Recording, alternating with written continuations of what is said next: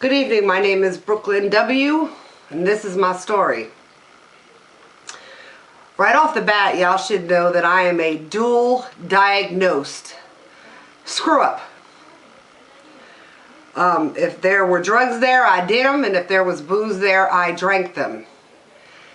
And I do not omit any part in my story just to make others feel comfortable. Because if I did, it wouldn't be my story. So, here's the thing. Drugs and alcohol in my house were normal from a very, very young age. I had my first blackout when I was 12. I smoked my first joint when I was about 9 or 10. You know, we experimented throughout the childhood with the drugs. We were huffing and we were smoking hash, and by the time I was 14, I was heavily into mescaline. That was my thing. But my drug of choice was cocaine. I realized at the age of 16 that the more I sniffed, the more I could drink. And so the two of them went hand in hand my whole entire life. So let me just get the unpleasantries out of the way that come with every story and what most people spend too much time on. I was gang raped at the age of 12 when I was still a virgin. I was pregnant by the age of 13. I had 3 babies and married to a crack kid by the time I was 16. I was raped again at the age of 16, then again at the age of 20. I was in a physical and emotionally abusive relationship. By the age of 21, he broke almost every single bone in my body. I've got stitches and marks all over my face, and his beatings were the direct result of the death of my daughter. So I don't ask myself why I became an alcoholic and an addict. If I didn't, I'd ask myself why not. My youngest son is 26 years old, and I was out there for 28 years, so it was my addictions that raised him. It wasn't me. And when he was 14, I was all kinds of tore up from the floor up, and he pissed me off, and I tried to throw my child out of a second-story window. You would think as a mother that would have been my bottom, but it wasn't. I don't think I got clean and sober for another 3 or 4 years.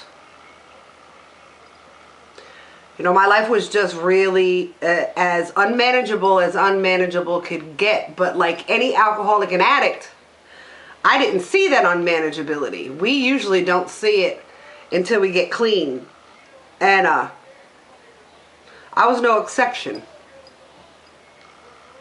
So my whole entire life was with one drug or one bar or one thing or another. I was always trying to numb things, and I couldn't quite get tore up enough to make things go away, to make me forget. So I continued doing it. Drugs and alcohol were my go-to. They gave me the confidence that I felt I lacked. Because I felt like if I was in a room full of people, I still felt completely isolated. And throughout my life, I learned how to build those walls that we build. And I wore those masks that we wear very, very well. They were like my coat of armor. And this just went on for years and years, and not realizing the unmanageability of it all. I just thought I was having a good old time, and I wasn't hurting anybody. Not even myself. And things just progressively got crazier and crazier. I had myself convinced that I didn't have a problem. You know, I had my own idea in my head of what a junkie and a drunk was. And I didn't fit that in any way, shape, or form. I could handle this. I could stop whenever I want to. You know, it's no big deal. And I thought that everything that I had been through in my life, I was the world's biggest survivor. But what I didn't realize until after I stopped it all was that I didn't survive anything. All I did was stuff it in. And, yeah, that's the way that went. Drugs and alcohol turned me into the world's biggest liar, cheat, manipulator, thief. Anything negative, I was it. But here I thought I was one hell of a person because I was always willing to do for others. I didn't realize it at the time, but I was always so willing to do something for somebody else as long as it benefited me. And that was my whole entire life. I became the person where if you did not benefit me in one way or another, I wanted nothing to do with you. My ego and my attitude and my pride just led me down that road and had me convinced that there wasn't a problem whatsoever. It wasn't until I was 40 that I wasn't forced into the rooms. I actually went into the rooms to shut everybody else up. You know, I'm going to go here and I'm going to do what I got to do. And then when they're done being mad at me, I'm going to go back to doing what I was doing because I don't have a problem. And that's literally how I believe that. I truly, truly did believe that. So I figured I was doing everybody else a favor. And I did what most people do. You know, I went in, I listened, but I didn't listen. I didn't get a sponsor. I didn't work the steps. I just went through the motions and became a part of the furniture once a week. 44 days into it, I relapsed. And they videotaped my relapse. So I got to see the monster that I turn into when I'm tore up from the floor up. And I got to see firsthand the pain that I caused. Watching that videotape was like watching Jekyll and Hyde meet Sybil. And it wasn't until that moment that I realized I can't do this anymore. So when I walked back into the rooms, my attitude then became, okay, I'm broke. How do you fix me? I had what I lovingly refer to as the gift of desperation. And for some of us, we need that.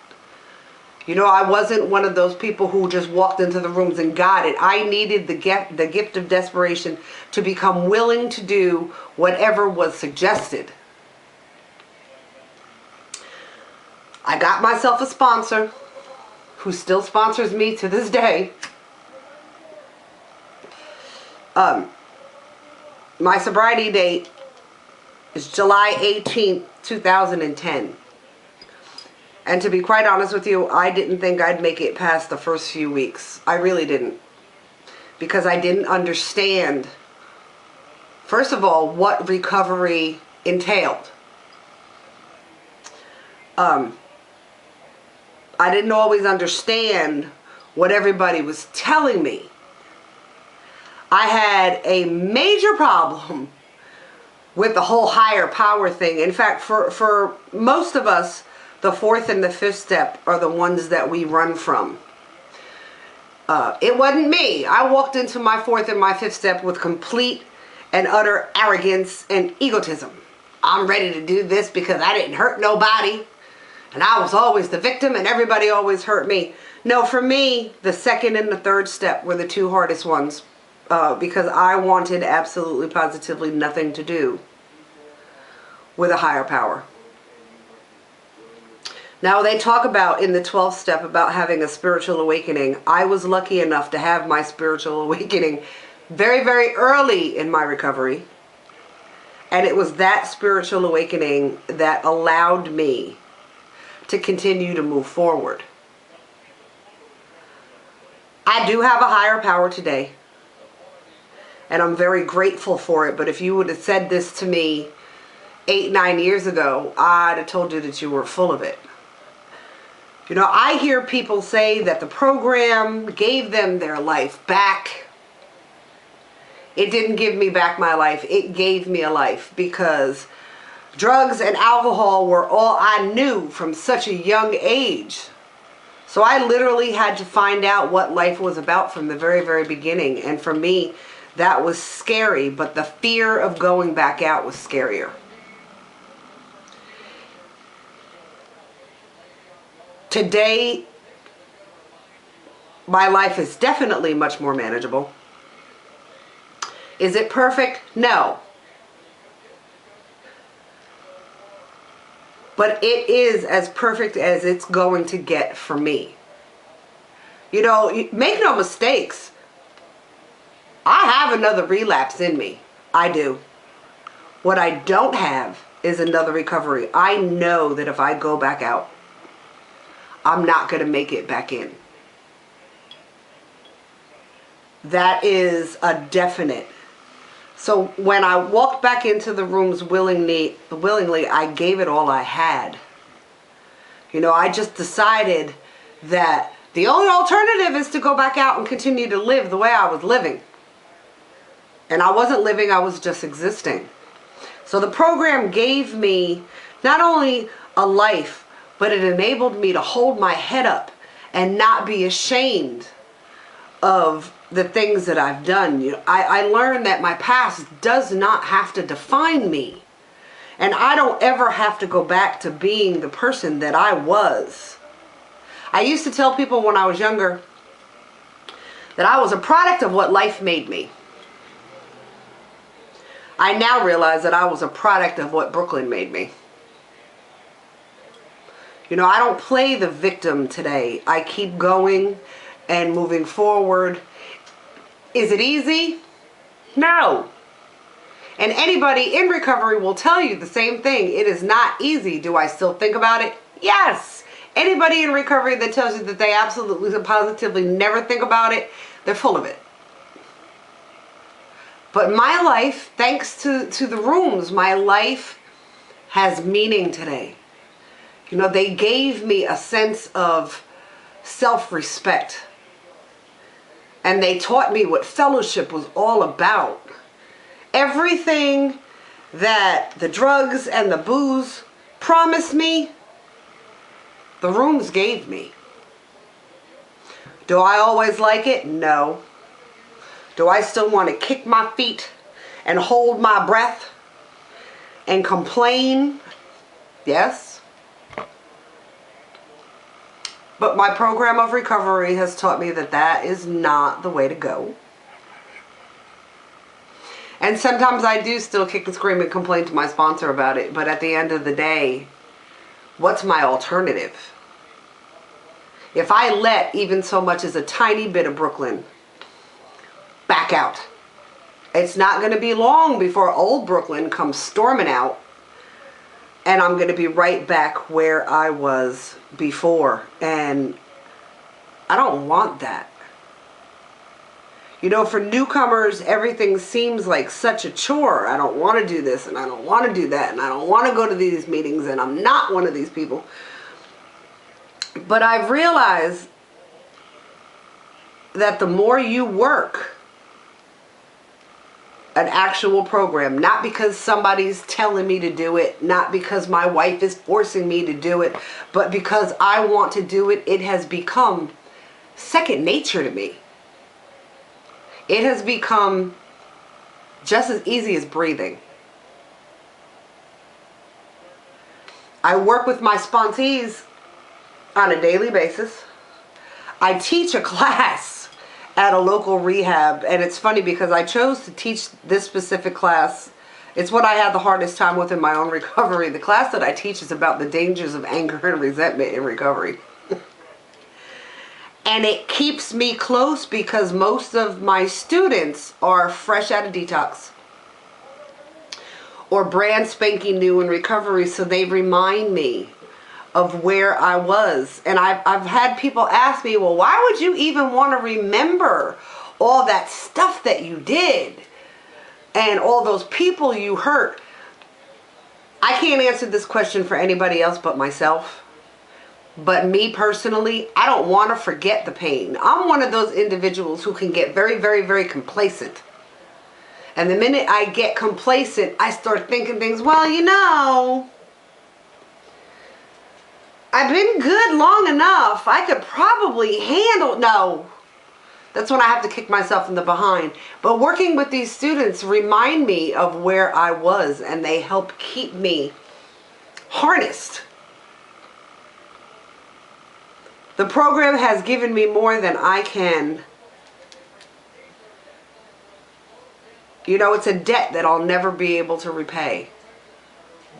But I will definitely spend the rest of my life trying.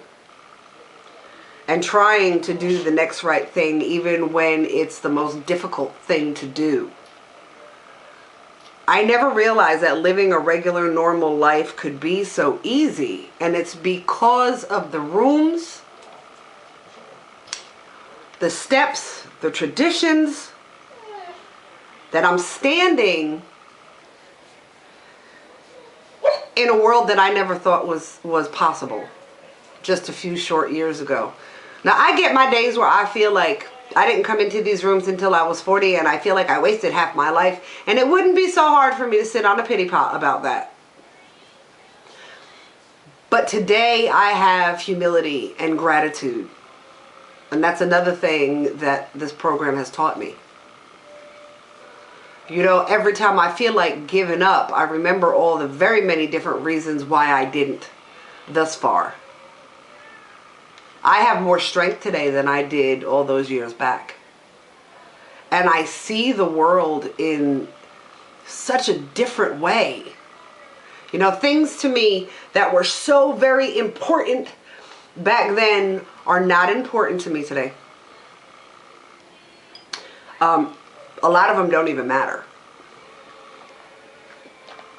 And I just keep moving forward. Am I perfect? No. Am I better than anybody else? No. I don't want to be.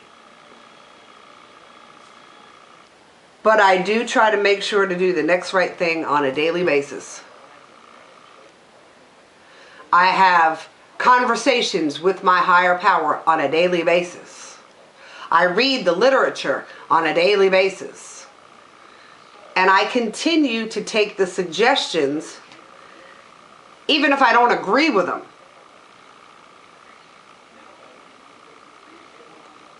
Because today I still have the gift of desperation. I'm desperate today to remain the person that I have been blessed to become. I can still feel my horns protrude from time to time. But I recognize that today thanks to the program, and I can pound them down with a mallet. You know, I don't have to react the way I used to react. Like, there isn't any part of me, any part of the old me that still exists, and I'm very, very grateful for that. I never thought that I would be. You know, I figured if I can't go out and get tore up, my life is going to become boring. And one day I had that, my sponsor told me, if you have to go out and get tore up just to have a good time and just for the night to have some kind of meaning, you may want to ask yourself why. Of course, I didn't like that because it made me think. So today I'm just not, you know, there are just things that I'm not interested in, and I'm grateful for it.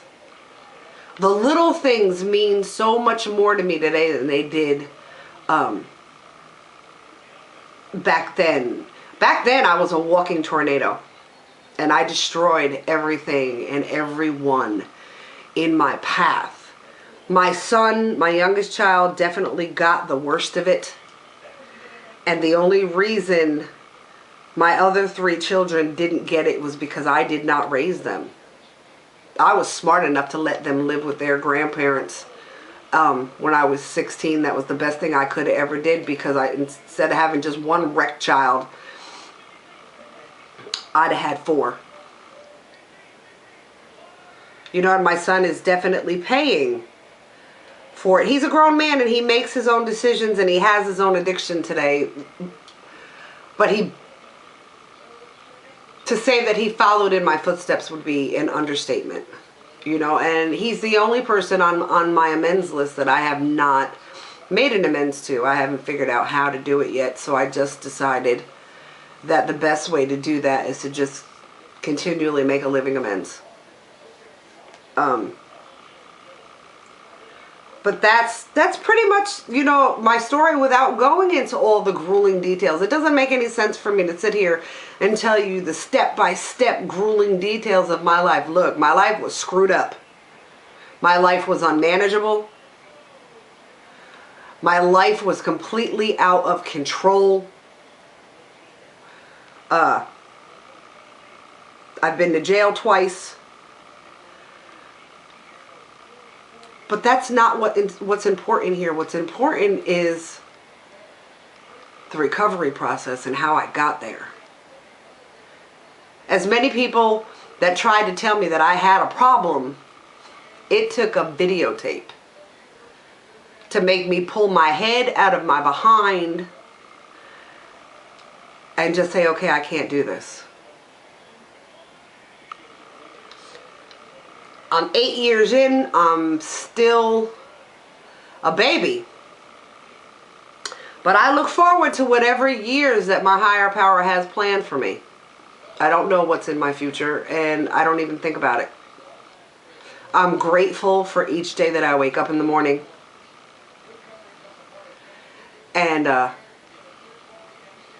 my higher power and I are today are pretty good friends. So I have more to be grateful for than I did my whole entire life, and that is what the rooms did for me.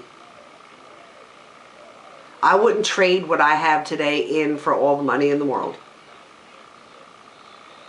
And as long as I keep doing what my sponsor suggests and what I've been doing, I know that things will work out the way they're supposed to. So that's the really short version of my story. I didn't want to bore you with the long version. Again, my name is Brooklyn W. and I am an alcoholic and an addict.